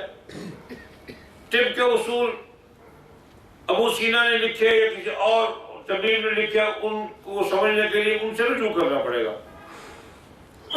رسول اللہ صلی اللہ علیہ وسلم پر دین نازل ہوا، اللہ پاک نے نازل فرمایا، اور اللہ جل شانہ اس کے بارے میں حضور فرماتے ہیں کہ کوئی آیت ایسی نہیں ہے جس کا ترجمہ اور تشریح مجھے میرے اللہ نے سمجھا دیا. قانون اللہ نے نازل کیا، قانون اللہ نے بنایا، اور تشریح مرزا غلام احمد کی. یہ کیسے ہو سکتا ہے؟ ترجمہ اور تشریح مرزا غلام احمد کی قابل قبول نہیں ہے. 1400 سال میں کسی آدمی نے، کسی عالم نے، کسی فقیہ نے، کسی مجتہد نے، کسی مجدد نے، کسی مفسر نے، کسی فقیہ نے نبی علیہ السلام کی تشریح اور ترجمے کے خلاف کوئی ایک لفظ بھی نہیں لکھا. مسلمہ اصول ہے. حضور کا فرمایا ہوا ترجمہ، حضور کا بتلایا ہوا اس کی شرح، یہی حجت ہے. 1400 سال سے تمام کا اتفاق ہے کہ شرح وہی ہے جو حضور نے فرمائی، ترجمہ وہی ہے جو حضور نے فرمایا صلی اللہ علیہ وسلم. ہائی کورٹ کا فیصلہ ہمارے لیے قابل حجت نہیں دین کے بارے میں. سپریم کورٹ کا فیصلہ حجت نہیں. اسمبلی کی قرارداد ہمارے لیے دین کے خلاف حجت نہیں. سینٹ کا فیصلہ ہمارے لیے دین کے خلاف حجت نہیں. انسانی قوانین کے فیصلے سپریم کورٹ میں، ہائی کورٹ میں، سینٹ میں، اسمبلی میں ہوتے ہوں گے. اللہ کے قانون کا فیصلہ، اللہ کا قانون کا فیصلہ اللہ نے سنا دیا، حضور نے بتا دیا، وہی قابل قبول ہے. اللہ کے فیصلوں کو چیلنج کرنے والا ہم اس کو دار اسلام سے خارج، مرتد، زندیق، بے ایمان، کافر، دجال سمجھتے ہیں. اللہ کا فیصلہ حضور کی زبانی سنا دیا گیا. جیسے ابا جی کا شعر ہے، لولا کہ ذرائع جہان محمد است، لولا کہ ذرائع جہان محمد است، سبحان من یرا چشان محمد است، سی پارائے کلام الہی خدا گواہ، ہم عبارت زبان محمد است. 30 پارے خداوند قدوس کا اللہ گواہ ہے کہ وہ سارے کے سارے حضور کی زبان سے چلے ہیں. تو آپ علیہ السلام نے اللہ کا فیصلہ جو آپ کی ذات کے بارے میں اللہ نے فرمایا قیامت تک کے لیے، وہ فیصلہ یوں فرما دیا، اعوذ باللہ من الشیطان الرجیم، بسم اللہ الرحمن الرحیم، ما کان محمد ابا احد من رجالکم ولكن رسول الله وخاتم النبيين وكان الله بكل شيء عليما. حضور نے اس کا ترجمہ یوں ارشاد فرمایا، تشریح یوں ارشاد فرمائی کہ اللہ پاک نے مجھ پر رسالت اور نبوت ختم کر دی. مرزا غلام احمد قادیانی مرحوم کہتا ہے خاتم کا معنی ہے مہر، اس مہر سے نبوت جاری ہوگی. لغت کی کتاب اٹھاؤ، اس میں خاتم کا معنی گھوڑے کی سم پر سفید داغ کو بھی کہتے ہیں. گھوڑے کے سم پر جو سفید داغ ہو اس کو بھی خاتم کہتے ہیں. اب کیا مطلب ہے؟ نعوذ باللہ من ذالک، استغفر اللہ. حضور علیہ السلام گھوڑے کے سم کے توبہ توبہ میری توبہ سفید داغ ہے.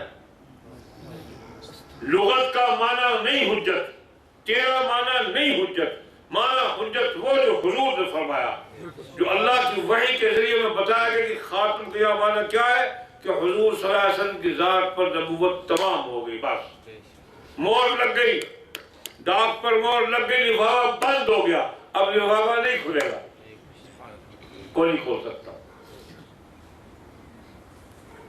کہ حضور کے بارے میں فیصلہ ہو گیا اور دین کے بارے میں فیصلہ اللہ نے فرما دیا۔ اعوذ باللہ من الشیطان الرجیم، بسم اللہ الرحمن الرحیم، الیوم اکملت لکم دینکم۔ پچھلی کسی امت کے نبی کے کتاب میں یہ آیت نہیں آئی۔ پچھلے انبیاء کی کتابوں میں ان پر جو وحی نازل ہوئی ہیں، اللہ پاک نے یہ وحی نازل نہیں کی کہ میں نے آج تمہارے لیے دین مکمل کر دیا۔ ان کے دور کے تقاضوں کے مطابق جتنا ان کو ضرورت ہے خدا دیتا گیا، لیکن جب حضور علیہ السلام کا دور آیا تو اللہ پاک نے قیامت تک رسالت کو بھیجا، تو اب اللہ پاک نے خود فرما دیا کہ میں نے اب نبوت تمام کر دی، رسالت تمام کر دی، اب دین بھی مکمل دے دیا۔ اليوم اکملت لکم دینکم واتممت علیکم نعمتی ورضیت لکم الاسلام دینا۔ میں تمہاری دین پسند کر لیا، مکمل ہو گیا۔ اب اس کے سوا کسی اور دین کا تقاضا کرنا گناہ ہے۔ افغیر دین اللہ یبغون وله اسلم من فی السماوات والارض طوعا وکرہا والیہ یرجعون۔ جو اس کے علاوہ کسی اور چیز کا تقاضا کرتا ہے، اس کو جانتے ہوئے نہ جانتے ہوئے، طبیعت چاہے نہ چاہے، اسی کی طرف رجوع کرنا پڑے گا۔ دین یہی ہے جو میں نے محمد پر نازل کر دی صلوات اللہ وسلم علیہ۔ دو باتیں۔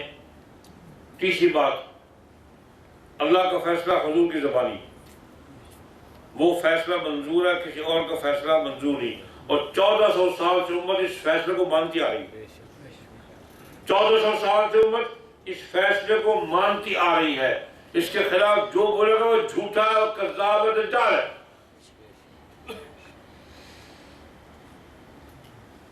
اللہ پاک نے ارشاد فرمایا ہے، توجہ ہے کیونکہ مجھے بتا دیا گیا نا کہ باہر سنتے ہیں، ورنہ تو تھوڑی جی ہو جاتی ڈوڈو کی وجہ نہیں۔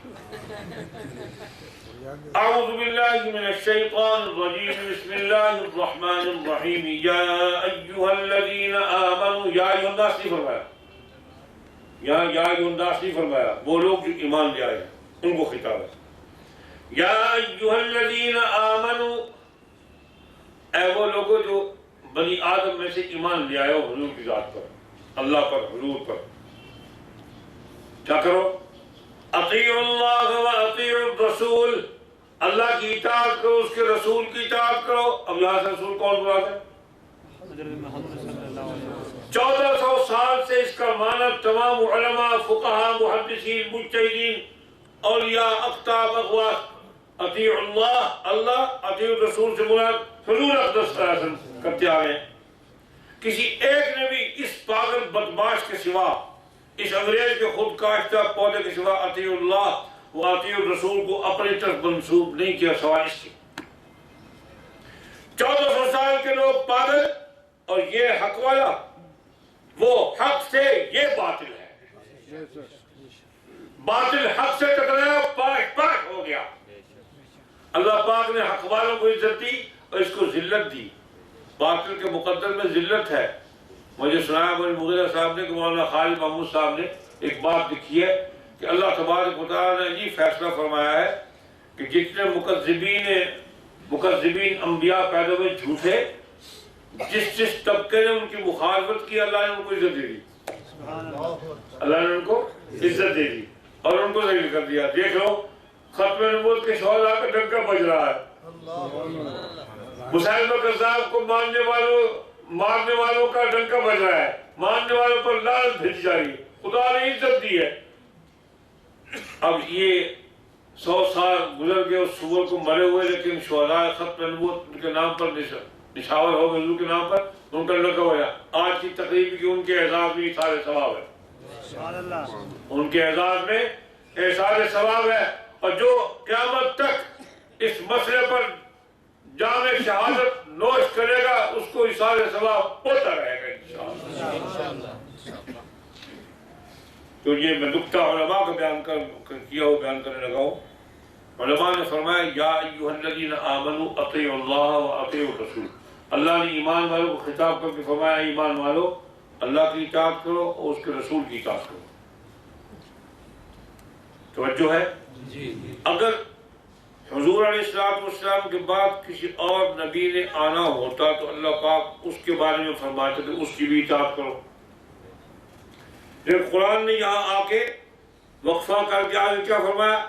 اطیعوا اللہ و اطیعوا الرسول و اولی الامر منکم، اور جو تمہارے بادشاہ ہوں، خلفاء ہوں، ان کی اطاعت کرو، اللہ کی اطاعت کرو، اس کے رسول کی اطاعت کرو۔ اس کے بعد کیا ہوا؟ اولی الامر کی اطاعت کرو۔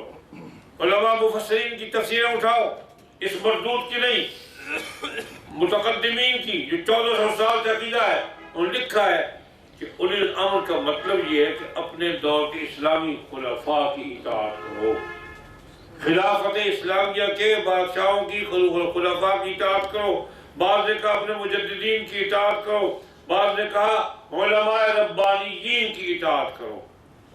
اللہ پاک کے پاس الفاظ نہیں تھے فرماتے اطیعوا اللہ و اطیعوا الرسول، اور اس کے بعد جو اور رسول آئے گا اس کی بھی اطاعت کرو۔ فیصلہ سمجھ میں آ گیا؟ اللہ کا فیصلہ منظور ہے، مرزا غلام احمد کا فیصلہ منظور نہیں ہے، جھوٹ ہے، دجال ہے، کذاب ہے، زندیق ہے۔ حدیث پاک رسول اللہ صلی اللہ علیہ وسلم نے ارشاد فرمایا، قادیانیوں تم بھی غور کرو، بہت محتاط انداز سے میں تمہیں سمجھانے کے لیے اپنے مسلمان بھائیوں کا عقیدہ پکا کرنے کے لیے باتیں کر رہا ہوں۔ آپ علیہ السلام نے عرفات کے میدان میں بڑے وثوق اور بڑے مضبوطی کے ساتھ ایک بات فرمایا دیکھو جب تک میں تم میں موجود ہوں، جب تک میں تم میں موجود ہوں میری اطاعت کرو، اللہ کی اطاعت کرو، نمازیں پڑھتے رہو، حج کرتے رہو، زکوٰۃ خوش دلی سے دیتے رہو، اور اپنے اولی الامر کی اطاعت کرتے رہو۔ جب میں تم سے چلا جاؤں استغفر اللہ، غلطی ہوئی مجھ سے، جب تک میں تم میں موجود ہوں میری اطاعت کرو اور اللہ کی اطاعت کرو، جب میں تم سے چلا جاؤں دنیا سے اس وقت نمازیں پڑھتے رہو، قرآن پاک کی تلاوت کرتے رہو، نمازیں پڑھتے رہو، زکوٰۃ کو خوش دلی سے دیتے رہو، اور کتاب اللہ میری سنت پر عمل کرتے رہو، اور اپنے خلفاء کی اطاعت کرو۔ فیصلہ حضور کا، اللہ کا فیصلہ، حضور کا فیصلہ۔ نبی علیہ السلام نے ارشاد فرمایا اسی عرفات کے میدان میں، فرمایا الا انہ لا نبی بعدی ولا امت بعدکم۔ پہلی آیت سمجھ میں آ گئی، فرمایا اولی الامر کی اطاعت کرو، نئے نبی کے آنے کی بشارت پیدا ہونے کی نہیں دی۔ یہ مرزائی گڑبڑ کرتے ہیں۔ حضور علیہ السلام نے کسی اور نبی کے بعد میں آنے سے مراد پیدا ہونے کی نفی فرمائی کہ میرے بعد کوئی اور نبی پیدا نہیں ہوگا۔ تو مرزا غلام احمد پیدا ہوا ہے، جس مسیح کے آنے کی اطلاع دی وہ پیدا نہیں ہوگا، نازل ہوگا، وہ پیدا نہیں ہوگا، نازل ہوگا۔ مخالفت ہو گئی، جھوٹ بولتا ہے پیدا ہوا ہے۔ تو یہاں نبی علیہ السلام نے ارشاد فرمایا الا انہ لا نبی بعدی ولا امت بعدکم، میرے بعد کوئی نبی نہیں، تمہارے بعد کوئی امت نہیں۔ تیسری حدیث فرمایا رسول اللہ صلی اللہ علیہ وسلم نے جن لوگوں نے مجھے دیکھا یا میں نے ان کو دیکھا، میں ان کا بھی نبی ہوں، اور جنہوں نے مجھے نہیں دیکھا میں ان کا بھی نبی ہوں۔ ہم نے تو نہیں دیکھا، ہمارے بھی نبی ہیں، اور جنہوں نے اس دور میں دیکھ لیا تھا وہ بھی ان کے بھی نبی تھے۔ رسول اللہ صلی اللہ علیہ وسلم نے ارشاد فرمایا سبحان اللہ بحمدہ سبحان اللہ العظیم۔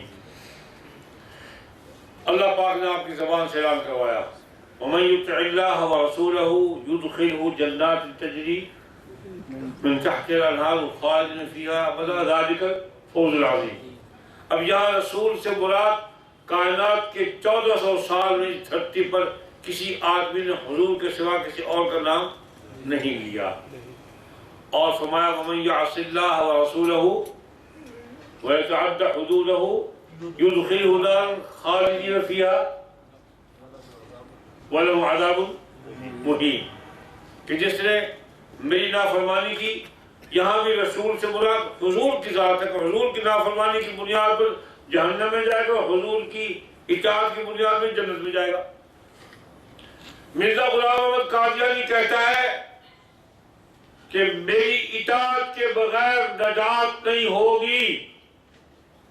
1400 سال سے کسی ایک آدمی نے حضور کی اطاعت کے بغیر نجات کا کوئی سبق نہیں سنایا تو بتایا. اطاعت میں مضمر ہے نجات پوری امت کی. ایک واحد آدمی ہے جس کا نام مرزا غلام احمد ملعون ہے، وہ کہتا ہے میری اطاعت کے بغیر نجات نہیں ہوگی.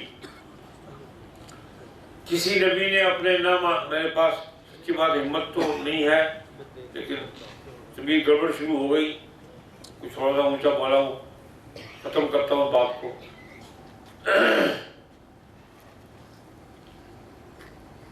کسی نبی نے اپنے نہ ماننے والوں کو گالی نہیں دی. نبی گالی نہیں دیتا ہے. علامات انبیاء میں سے نبی کی زبان گندگی ہوتی، استغفر اللہ، پاک زبان، معصوم زبان، ایسی زبان جس سے کلمات نکلے ہوئے لوگوں کو کھینچتے ہیں، اپنی طرف متوجہ کر. اخلاق، محبت، پاکیزگی انتہا کو ہوتی ہے. دشمن کو بھی پکارا ہے تو ایسے انداز سے اس کو گالی نہیں دی. مرزا غلام احمد قادیانی ملعون کہتا ہے، قادیانی تم بھی سنو اور ہمارے مسلمان بھائی بھی اس بات کو پختہ کرو، اور کوئی مانگنا چاہتا ہے حوالہ تو ہمارے پاس ڈھیروں حوالے موجود ہیں، ڈھیروں. جب چاہو دستک دو، حوالہ حاضر انشاءاللہ. ڈاک بعد میں پہنچے گی، حوالہ پہلے پہنچ جائے گی انشاءاللہ. کہتا ہے جن لوگوں کے پاس میری دعوت پہنچ گئی ہے انہوں نے مجھے قبول نہیں کیا، میری دعوت کو نہیں مانا، مجھے نبی تسلیم نہیں کیا، وہ جنگل کے سور و خنزیر ہیں اور وہ حرام ہے، کنجریوں کی اولاد ہے. کنجریوں کی اولاد ہے جو مجھے نہیں مانتے. یعنی اس کا مطلب یہ ہے کہ پوری دنیا میں صرف حلالی اور انسان کی اولاد قادیانی ہے، اور جو نہیں مانتے وہ سارے کنجریوں کی اولاد ہے اور سور و خنزیر ہے. اتنا بڑا خنزیر ہے کہ ساری کائنات کو خنزیر کہہ رہا ہے خود خنزیر. اور کہتا ہے استغفر اللہ العظیم. کہتا ہے میرا اللہ میاں سے ایک ایسا تعلق ہے جس کو بتاتے ہوئے شرماتا ہوں. اور سوری باقی سب کچھ پک گئے ہیں، بات کہ میرا کی تعلق ہے. وہ تعلق اب میں بتاؤں گا تو نہیں، آپ کو سمجھ تو آ ہی گئی ہے. یہ خبیث ایسا محسوس ہوتا ہے کہ جیسے شروع سے یہ ہم جنس پرست تھا. ہم جنس پرست تھا، پہلے مرد بنا پھر عورت بنا. مجھے بتاؤ استغفر اللہ العظیم، کبھی کائنات میں ایسا ہوا کہ 35-40 سال مرد کو حمل ہو گیا ہو اور پھر اس کو بچہ جنا ہو؟ ایسا ہوا ہے؟ یورپ میں ہم جنس پرستوں کا ٹولے موجود سے پوچھو بھائی کہ آپ بچے جم دے تھی جو گوں کھان دے سور کھان دے غلازت منہ مار دے رات کیا یہاں بچے کی ولادت ہوتی ہے؟ اگر وہاں ہوتی ہے تو بلنا سچا. وہ ٹھیک کہتا ہے کہ میں 10 مہینے کا حمل ہو گیا. استغفر اللہ. کائنات میں کوئی آدمی اپنا نسب خراب نہیں کرتا. یہ ایسا بدماش ہے جس نے اپنا نسب بھی خراب کرے. کہتا ہے میں ولد میں ہوں، باپ ہی کوئی ماں ہی کوئی، اپنے آپ پیدا ہو گیا. کہتا ہے استغفر اللہ العظیم میرے ساتھ گڑبڑ ہو گئی، اللہ نے کی، اور اس کے بعد مجھے حمل ہو گیا. وہ عام حالت میں 9 ماہ کا ہوتا، میرا 10 ماہ سے متجاوز ہو گیا. اور پھر میں پیدا یوں میں ابن مسیح ہو گیا، ابن مریم ہو گیا. پہلے مریم بنا تو اللہ کے ساتھ استغفر اللہ مجادلہ مکالمہ کیا، اور اس کے بعد وہ کیفیت پیدا ہو گئی، اور پھر میں ولد میں ہو گیا. یہ کائنات کا عجوبہ ہے. استغفر اللہ العظیم. یہ میں نے چند باتیں اس لیے سنیں کہ علامات کسی چیز کی موجود ہوں تو وہ پہچانا جاتا ہے. انبیاء کے علامات میں سے آخری علامت حضور علیہ السلام کی ذات اقدس ہے کہ اللہ تبارک و تعالیٰ نے آپ کے بارگاہ میں جو فرشت انبیاء کی تھی اس میں آپ آخری نبی ہیں. اذان حضور کی ختم نبوت کے بغیر نامکمل، نماز حضور کی ختم نبوت اقرار کے بغیر نامکمل، التحیات حضور کی ختم نبوت کے بغیر نامکمل۔ اور دوستو، قبر میں سوال منکر نکیر کا حضور کی ختم نبوت کے بغیر نامکمل۔ قبر میں جو سوال ہوگا، من ربو کا من دینو کا، کون تیرا رب ہے، کون سے تیرا دین ہے اور نبی تیرے کون سے ہے، لکھا ہے۔ یہ محدث آگے ہیں، مولانا محمد حسن صاحب، یا مولانا بھائی، یا مولانا آگے تشریف لے آئے۔ اب تو میں انشاءاللہ کان موٹی ہو گئی، ایک پیچھے محدث بیٹھا میری غلطی تصدیق کرے گا، جھوٹ بولے گا میں لوٹا دے گا، جھوٹ نہ بول۔ جزاک اللہ خیر، اہلا و سہلا، تشریف لائیے۔ اے آمدنت باعث آبادی ما، اہلا و سہلا، یا مرحبا، یا مرحبا، تشریف۔ جزاک اللہ خیر۔ کہتے مولوی آج کے مولوی کو نہیں آگے، اور مفتی محمد حسن بیٹھا ہے۔ میرا ابا مفتی محمد حسن کا شاگرد اور میں میرا دوست بھرا، میرے ہم بھرا۔ کیا کر رہا تھا؟ میں ہوا وہ تو ختم ہو گیا، آگے میں کیا ہوں قبر میں۔ ہاں، میں یوں عرض کر رہا تھا، ختم نبوت کا مسئلہ ایسا ہے کہ یہ پیدائش سے لے کے موت تک، موت سے لے کے حشر تک چلتا ہے۔ جب آدمی مسلمان ہوگا تو اشہد ان لا الہ الا اللہ و اشہد ان محمد رسول اللہ کہے گا، اس سے مراد حضور کی ذات ہوئی۔ 1400 سال سے یہ فیصلہ ہے کہ حضور کی گواہی دے گا، ختم نبوت کی گواہی دے گا تو مسلمان ہوگا، نہیں ہو سکتا۔ اذان کہہ رہا ہے اشہد ان محمد رسول اللہ تو مراد حضور کی ذات ہے۔ تکبیر کہے گا تو اشہد ان محمد رسول اللہ حضور کی ذات ہے۔ التحیات پڑھے گا اشہد ان محمد رسول اللہ حضور کی ذات ہے۔ اور جب قبر میں سوال ہوگا تو پوچھا جائے گا تیرا رب کون سا ہے، تو رب بھی اللہ۔ دین کون سا ہے، اسی دین کے بارے میں یوم اکملت لکم دینکم کے بارے میں مسلمان جواب دے گا۔ اور جب سوال ہوگا تیرے نبی کون ہے، جو ختم نبوت کو مانتا ہوگا اس کے سامنے حضور صلی اللہ علیہ وسلم کی شکل مبارک کر دی جائے گی۔ لکھا ہے، یہ محدث بیٹھے ہیں، دو روایتیں ہیں، ایک ہے کہ مثالی شکل سامنے آئے گی، دوسرا ہے کہ سارے پردے ہٹا کے اللہ پاک کے فرشتے پوچھیں گے اس ذات کے بارے میں تیرا کیا خیال ہے؟ محمد ہمارے، محمد ہمارے، پوچھا جائے گا اس ذات کے بارے میں تیرا کیا خیال ہے جو ختم نبوت کا قائل ہے، ھذا نبی محمد خاتم النبیین۔ ختم نبوت زندہ باد، ختم نبوت زندہ باد، نعرہ تکبیر، نعرہ رسالت۔ ٹھیک چل رہا ہے، دعا کرو۔ اچھا، جب شفاعت کا میدان ہوگا، آپ علیہ السلام نے ارشاد فرمایا شفاعت کبریٰ، اللہ نے یہ منصب مجھے عطا کیا ہے۔ اگر ان سے کوئی بڑا ہوتا تو شفاعت کبریٰ اس کو ملتی۔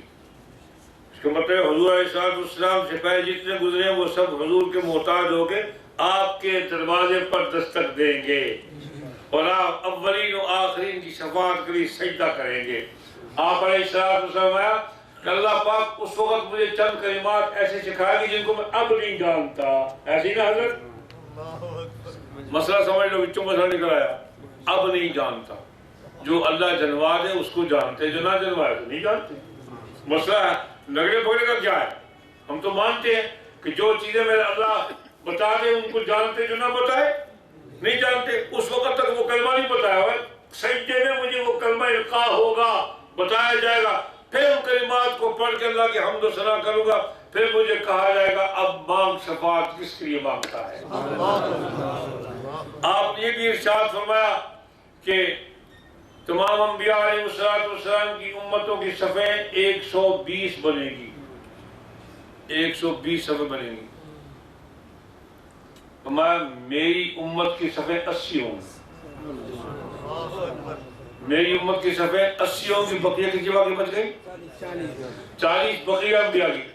اس کوڑے کو صاف ہونے تو حضور لا رہ رہے تھے، اس بدبخت کا کوئی مقام کو منصب ہوتا تو حضور فرما دیتے کہ وہ دی صفہ نال 10 ہوں گی میرے بعد سے وہ آئے گا استغفر 120 صفحے ہوں گی اور حضور نے فرمایا 80 صفحے میری ہوں گی میری امت کی اور تمام انبیاء کے حوض ہوں گے میرا حوض سب سے بڑا ہوگا اور اس کے برتن ایسے ہوں گے جیسے آسمان کے ستارے اور یوں ارشاد فرمایا کہ میں اپنی امت کو سب سے پہلے لے کر پل صراط سے گزر جاؤں گا میرے دائیں ہاتھ صدیق ہوں گے بائیں ہاتھ عمر ہوں گے